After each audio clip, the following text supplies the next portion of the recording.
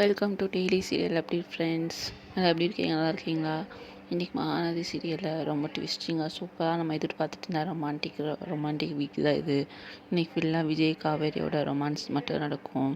பழசெல்லாம் ஞாபகப்படுத்தி பார்ப்பாங்க. காவேரி வீட்டுக்கு வந்தனால ரொம்ப சந்தோஷமாக இருப்பாள். காவேரி கதவை திறந்தோடனே பழைய ஞாபகங்களாக வரும்.